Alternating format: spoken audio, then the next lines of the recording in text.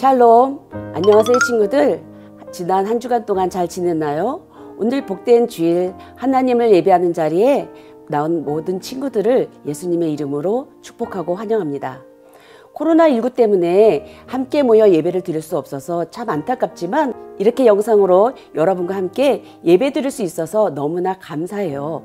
우리의 마음을 깨끗하게 하고 온 마음과 정성을 다해 진심으로 예배한다면 하나님이 이 시간 우리와 함께 하실 것이고 또 우리의 예배를 기쁘게 받아주시리라 믿어요. 이 시간 다시 한번 우리의 마음과 자세를 가다듬고 예배로 나아가겠습니다. 이제 사도신경으로 우리의 신앙을 고백하겠습니다. 나는 전능하신 아버지 하나님 천지의 창조주를 믿습니다. 나는 그의 유일하신 아들 우리 주 예수 그리스도를 믿습니다.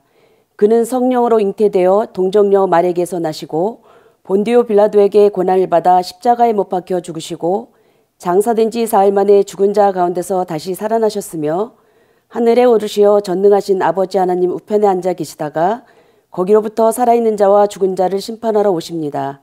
나는 성령을 믿으며 거룩한 공교회와 성도의 교제와 죄를 용서받는 것과 몸의 부활과 영생을 믿습니다. 아멘. 이제 다 같이 십자가 그 보혈 찬양 올려드리겠습니다.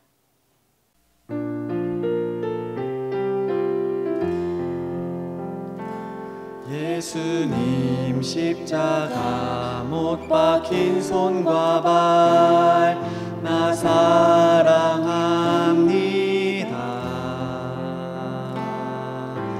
거룩한 피 의지하여 온 마음에 예배해요.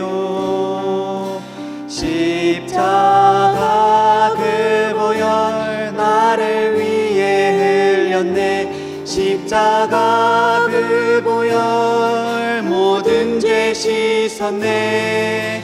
사랑합니다 나의 예수님 영원히 찬양드립니다.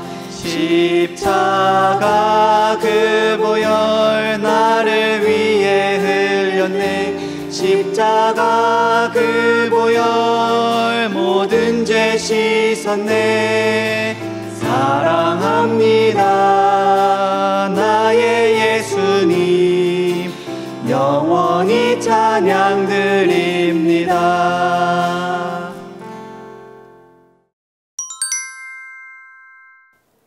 오늘 하나님께서 우리에게 주시는 말씀은 마태복음 26장 26절에서 28까지의 말씀입니다. 신약성경 45면입니다. 다 같이 화면을 보면서 함께 읽겠습니다. 그들이 먹을 때에 예수께서 떡을 가지사 축복하시고 떼어 제자들에게 주시며 이르시되 받아서 먹으라 이것은 내 몸이니라 하시고 또 잔을 가지사 감사기도 하시고 그들에게 주시며 이르시되 너희가 다 이것을 마시라. 이것은 죄사함을 얻게 하려고 많은 사람을 위하여 흘리는 바 나의 피 곧 언약의 피니라.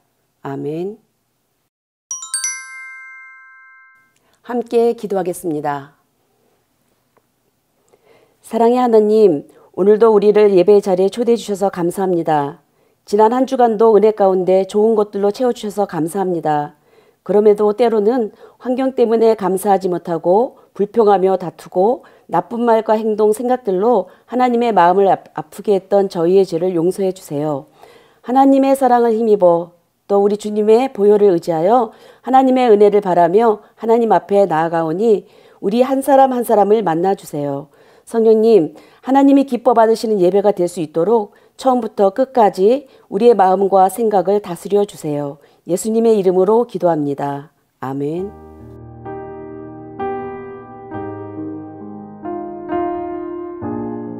오늘은 모든 것을 주신 예수님이란 제목으로 하나님의 말씀을 나누어 보려고 해요. 친구들, 화면에 보이는 예식은 어떤 예식일까요? 벌써 아는 친구들도 있는 것 같은데 모르는 친구들을 위해서 화면 하나를 더 보여줄게요. 이 예식은 세례식과 더불어 우리 기독교에서 아주 중요한 예식이에요. 무엇일까요? 맞아요. 그것은 바로 성찬식이에요.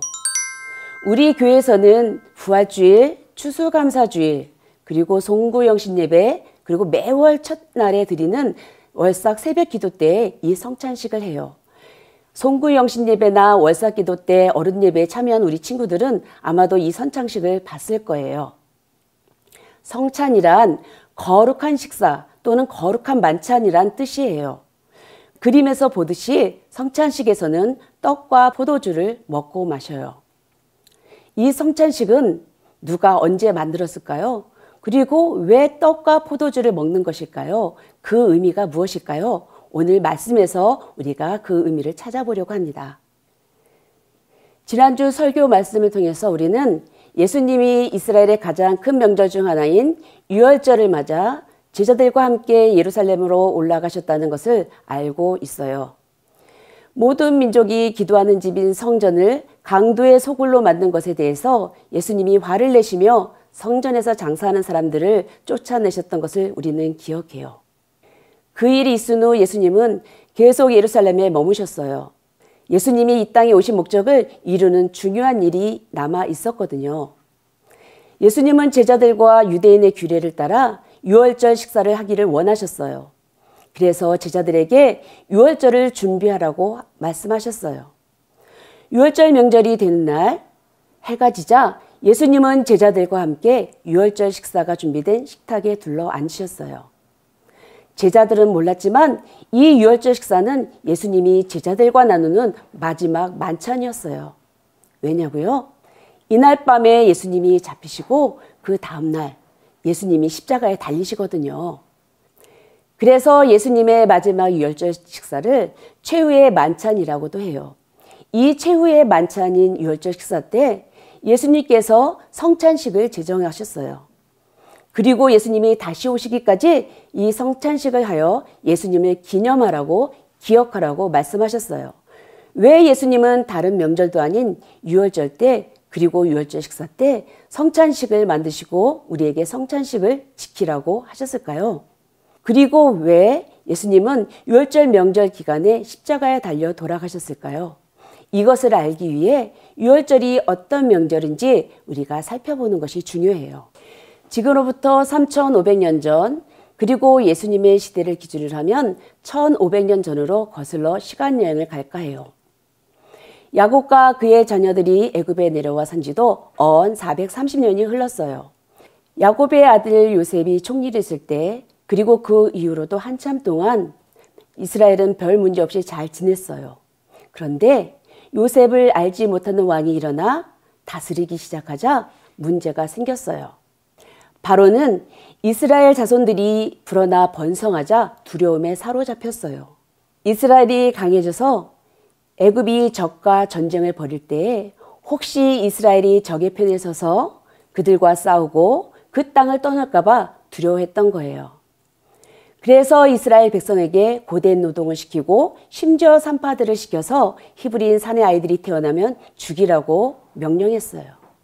그래도 안 되니까 모든 백성에게 아들이 태어나면 무조건 나일강에 던지라고 명령까지 했어요. 이스라엘 백성들은 고통 속에서 하나님께 부르짖기 시작했어요. 하나님께서 그들의 고통을 보시고 그들의 기도를 들으셨어요. 그때 하나님께서 이스라엘을 구원하시기로 작정하시고 모세를 바로에게로 보냈어요. 모세는 형 아론과 함께 바로 왕에게로 갔습니다. 하나님의 명령이요, 하나님의 백성을 보내시오 라고 모세는 바로에게 말했어요. 바로가 들었을까요? No.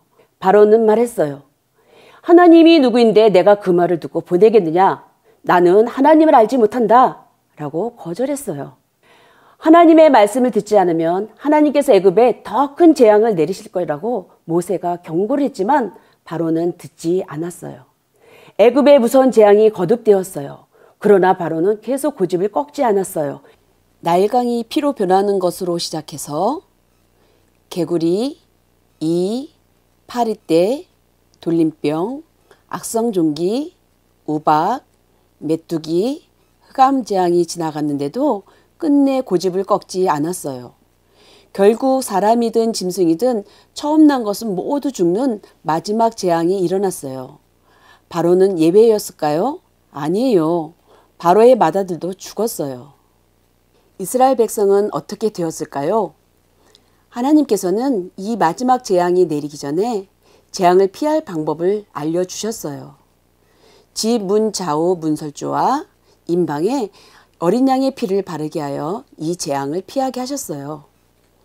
그 피가 있는 곳은 죽음이 넘어갈 것이라고 말씀하셨어요. 말씀대로 애굽에서 처음 난 모든 것은 다 죽었지만 어린 양의 피를 바른 이스라엘 백성들의 집은 죽음이 넘어갔어요. 이 재앙이 일어난 후에야 비로소 바로는 이스라엘 백성을 보내주었어요. 이스라엘 백성이 애굽의 노예 생활에서 해방되어 구원받은 이 사건을 기념하는 명절이 바로 유월절이에요. 유월은 넘어가다, 뛰어넘다의 뜻인데 마지막 재앙에서 죽음이 넘어갔다고 해서 유월절이라고 불렀어요. 하나님께서는 이스라엘 백성에게 대대에 걸쳐 이 유월절을 지켜 기념하라고, 기억하라고 말씀하셨어요. 예수님께서도 예루살렘에서 하나님이 명령하신 이 유월절 만찬 의식을 제자들과 함께 행하신 거예요. 유월절 만찬은 단순히 모여서 한 끼 식사를 하는 것이 아니었어요. 식사도 하지만 유월절 만찬은 일정한 순서를 따라 치러지는 의식이었어요. 그리고 특별하게 먹는 음식이 있었어요.